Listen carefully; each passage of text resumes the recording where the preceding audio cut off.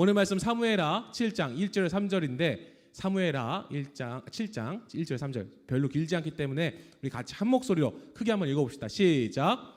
여호와께서 주위의 모든 원수를 무찌르사 왕으로 궁에 평안히 살게 하신 때에 2절 왕이 선지자 나단에게 이르되 볼지어다 나는 백향목 궁에 살거늘 하나님의 궤는 휘장 가운데에 있도다. 3절 나단이 왕께 아뢰되 여호와께서 왕과 함께 계시니 마음에 있는 모든 것을 행하소서 하니라. 아멘. 따라해볼까요? 아멘. 네, 오늘 말씀의 제목은 십자가의 은혜를 기억하라. 따라해봅시다. 십자가의 은혜를 기억하라. 네, 이 제목으로 함께 말씀 나누고자 합니다. 자, 금술 좋은 인도의 왕과 인도의 왕비가 있었어요. 얼마나 금술이 좋았는지 온 나라의 파다하게 백성들이 우리 왕과 왕비님은 그렇게 금술이 좋아 이러면서 칭찬할 정도로 굉장히 금술 좋은 왕과 왕비가 있었어요. 어디 나라에? 인도에. 네, 인도에. 근데요, 1년 뒤에 결혼한 지 1년 뒤에 이 왕비가 병들어서 죽게 되었어요. 그래서 왕이 너무 슬퍼갖고 이 왕비를 무덤을 만들어주고 잘 이렇게 장사를 지냈어요. 굉장히 슬프겠죠, 그렇죠? 여러분 사랑하는 사람하고 떠나보냈을 때 얼마나 마음이 아파요, 그렇죠? 목사님도 어렸을 때 친할아버지가 돌아가셨어요. 기억이 안 나. 목사님 2살 때인가 돌아가셨어. 기억이 안 나요. 근데 외할아버지는 2005년도 아직까지 기억나. 목사님 대학교 1학년 때 돌아가셨어. 그때 굉장히 큰 그 이별의 아픔을 할머니 2분은 살아계시는데 외할아버지 처음 내 가족 중에 돌아가신 거예요. 그때 얼마나 슬펐는지 몰라요. 갑작스럽게 돌아가셔갖고 굉장히 슬펐습니다. 하물며 이렇게 사랑하는 사람들이 떠난다라는 건 참 마음이 아픈 일이에요, 그렇죠? 근데 이 왕과 왕비는 금술이 좋아서 너무 사랑했기 때문에 이 왕비가 죽어져 너무 슬펐어. 무덤을 만들어서 너무 슬펐는데 그래서 이 왕이 생각하는 게 안 되겠다. 자, 너무 내가 사랑하는 자의 그 무덤이 너무 초라하니까 동쪽에는 자기의 조각을 세우고 서쪽에는 가문을 상징하는 호랑이 조각을 세우고 남쪽에는 재력을 과시하는 호화스러운 집을 짓고 북쪽에는 권력을 과시하는 성을 쌓아라 라고 명령을 해요. 왜? 여왕이 무덤이 초라해 보이니까 화려하게 꾸며주고 싶었던 거야. 그래서 열심히 화려하게 무덤을 꾸몄어요. 굉장히 막 벌판에 하나 있었던 무덤이 막 주변에 성도 생기고 집도 생기고 동상도 생기고 막 되게 화려하게 꾸며진 거예요. 그렇죠? 3년 뒤에 왕이 지나가다 봐요. 여보라, 저 흉측한 무덤이 아름다운 건축물과 너무 안 어울린다. 무덤을 치워버려라 라고 얘기했더라고요. 좀 비극적인 결말이죠, 그렇죠? 이런 예화가 있는데 사실 뭐 진짜인지 아닌지 모르겠어요. 예화인데 이걸 보면서 참 생각을 해봤어요. 인간은 망각의 동물이구나. 그렇게 사랑했던 부인이지만 3년이 지난 뒤에 있는 이 왕의 모습을 보면서 목사님이 곰곰한 그 생각에 빠졌어요. 그러면서 우리 인간은 망각의 동물이구나. 그래서 목사님의 모습을 돌아봤어요. 네, 목사님도 예수님을 처음 만났던 때가 2004년도예요. 2004년도에 처음 예수님을 인격적으로 만난 때가 2004년도인데 그때 받았던 그 은혜를 지금 똑같냐 마음이라고 생각했을 때 항상 목사님도 그 은혜를 잊고 살아갔다라는 거예요.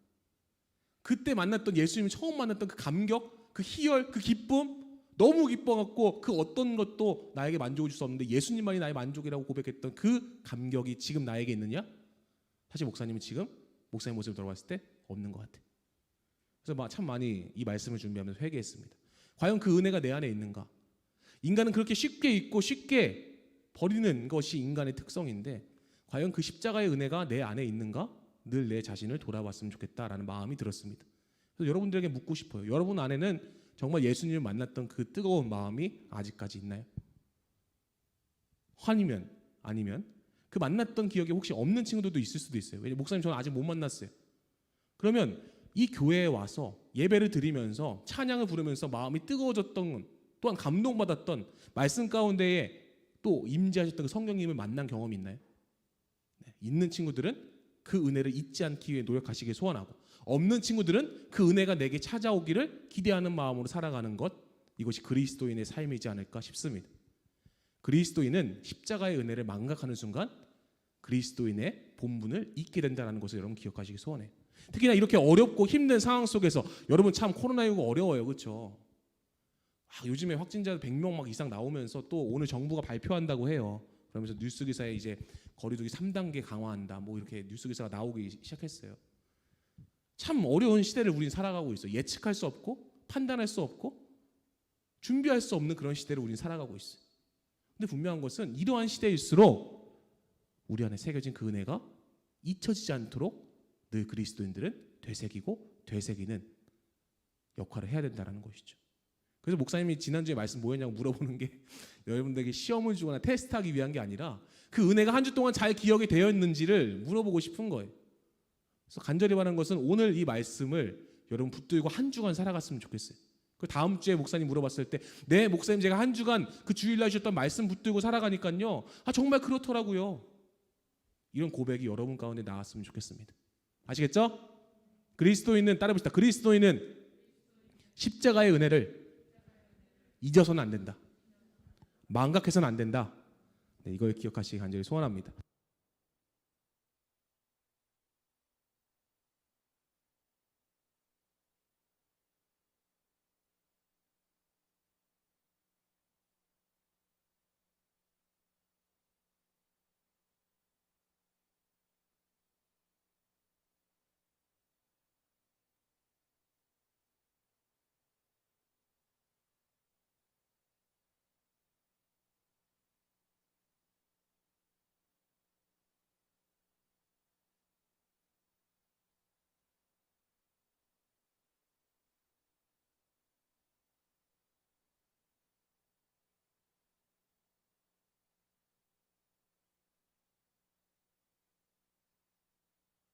알아두세요.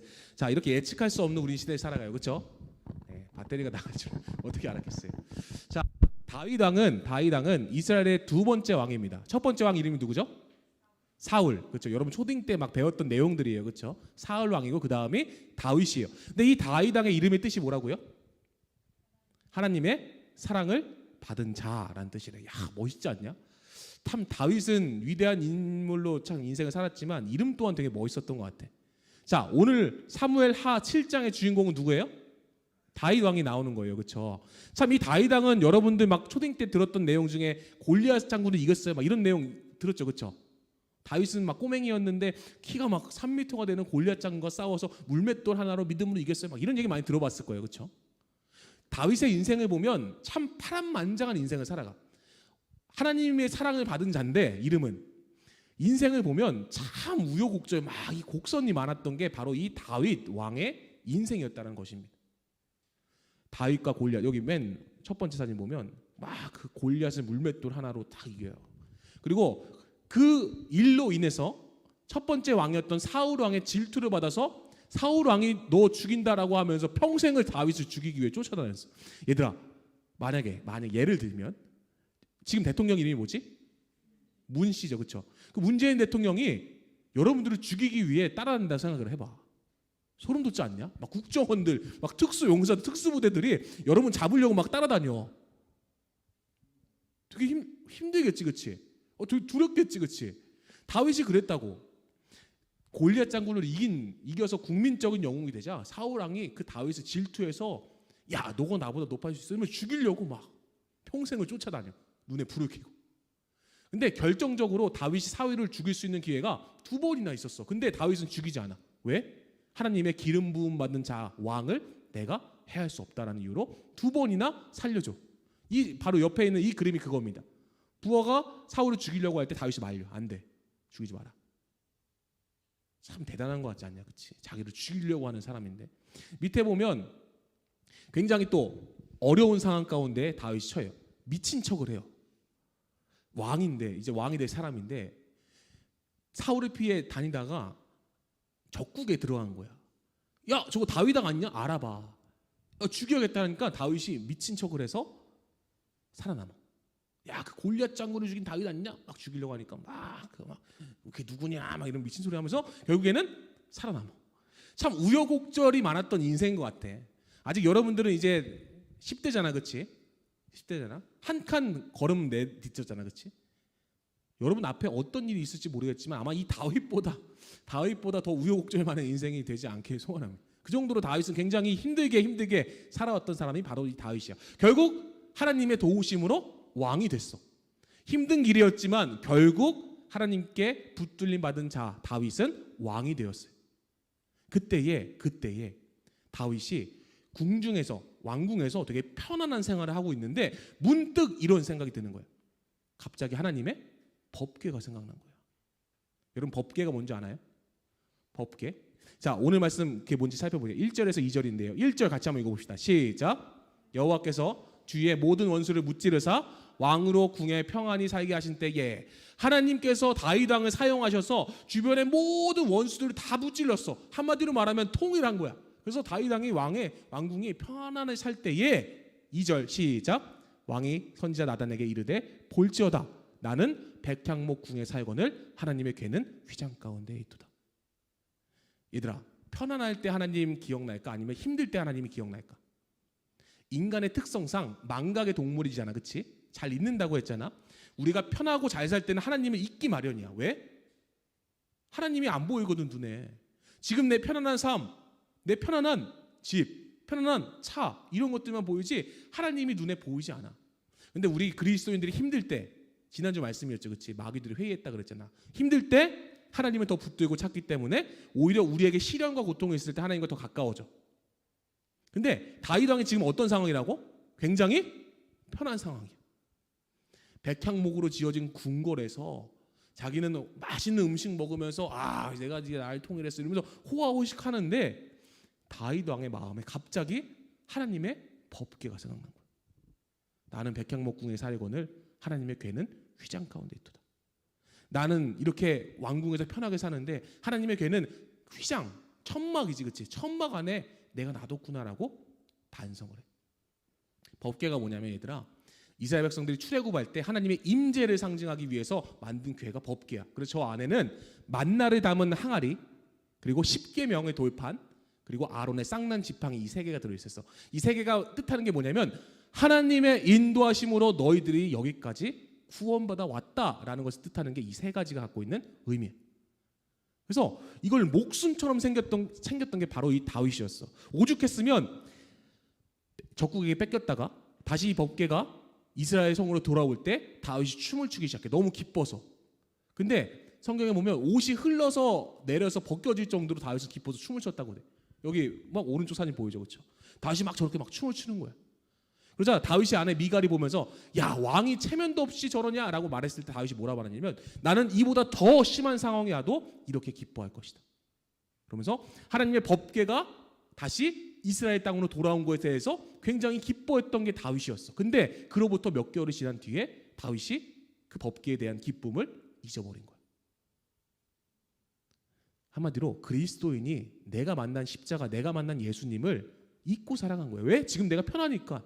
내가 지금 안락한 생활을 하니까 그 은혜가 잊혀진 거예요. 근데 다윗이 위대했던 이유가 뭐냐면 그때 하나님의 법궤를 생각해내.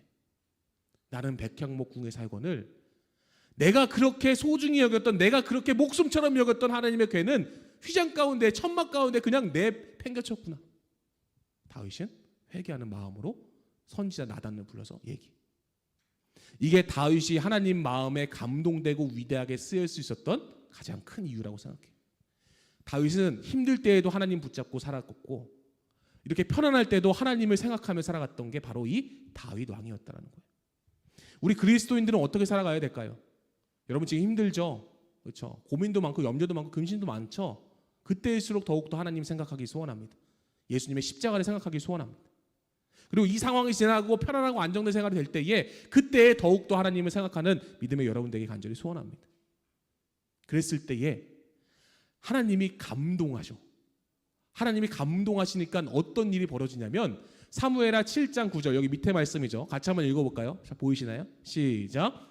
내가 가는 모든 곳에서 내가 너와 함께 있어 내 모든 원수를 내 앞에서 멸하였은즉 땅에서 위대한 자들의 이름같이 내 이름을 위대하게 만들어 주리라 라고 말하면서 하나님께서 다윗을 축복하셔. 얘들아, 하나님의 마음을 감동시키면 온 우주 만물을 만드신 그 위대하신 하나님의 마음을 감동시키는 순간 너희들의 인생은 땅에서 위대한 자들의 이름같이 내 이름을 위대하게 만들어준다라고 하나님께서 약속하신 거예요. 여기서 그 위대함은 돈 많이 벌고 잘 먹고 잘 살고의 그 위대함이 아니야. 하나님의 영광을 가장 드러낼 수 있는 존재로서 살아갈 수 있도록 하나님께서 여러분들을 만들어주신다는 거예요. 어떨 때에? 하나님의 마음을 감동시켰을 때. 하나님의 마음을 감동시키기 어떻게 했다고 다윗은? 가장 편안한 때에 하나님의 법궤를 생각했다고. 그리고 회개했다고. 나는 이렇게 좋은 궁궐을 사는데 내가 그렇게 기뻐했던 법궤는 그냥 천막 가운데 버려두었구나. 회개했다고 얘들아. 이게 바로 그리스도인의 성공의 비결인 것 같아. 오늘 말씀을 묵상하면서 목사님 참 많이 회개했던 것 같아. 야, 내가 그렇게 처음 만났던 2004년도에 만났던 그 예수님, 그 예수님의 기쁨이 지금 내 안에 있는가? 솔직히 말하면 없더라고. 얘들아. 그 십자가의 뜨거운 감격, 십자가만 봐도 눈물을 흘렸던 그 뜨거운 감격이 지금 내 안에 있는가? 거의 없더라고. 그래서 참 많이 회개했던 말씀을 준비하면서 목사님 자신한테도 참 많이 회개했던 시간이었습니다. 여러분 그리스도인입니까? 예수님 믿는 사람이에요? 지금 교회 나왔잖아요, 그렇죠? 그냥 형식적으로 예배드리러 나온 게 아니라 신령과 진정으로 마음을 다해 예배드리러 나왔잖아요, 그렇죠? 또한 유튜브로 함께 예배하고 있잖아요. 여러분 그리스도인이라고요. 그러면 그리스도인들은 그 은혜를 기억해야 돼요. 그 은혜를 잊지 말아야 돼요. 매 순간순간 나를 위해서 찢겨 죽으신 저 예수님의 십자가에 대한 감사의 마음을 가지고 살아가는 게 그리스도인입니다. 그때에 하나님께서 그 마음을 통해서 영광 받으시고 감동하셔서 여러분들의 이름을 이 땅에서 가장 위대한 자들의 이름과 같이 만들어 줄 줄로 믿습니다. 그런 믿음의 축복의 인생이 되시길 예수님의 이름으로 간절히 축원합니다. 이럴 때 아멘하는 거예요. 축원합니다. 그런 인생들이 되시길 바래요. 그래서 그리스도인은 십자가의 은혜를 기억하는 것이 바로 그리스도인이다라는 것을 기억하시면서 오늘 말씀 여러분들 한 주간 살아가면서 잘 붙드시길 소원해요. 잊지 않길 소원해요. 그래서 여러분들 매 순간 삶 가운데에 나를 위해 죽으신 예수님의 십자가의 은혜가 늘 기억되어지고 다윗처럼 그 은혜 앞에서 회개하는 여러분 됐으면 좋겠고, 그랬을 때에 하나님께서 그 마음을 기뻐 받으시고 여러분에게 축복해 주시리라 믿습니다. 이러한 믿음을 가지고 이 시간 함께 결단하길 소원합니다.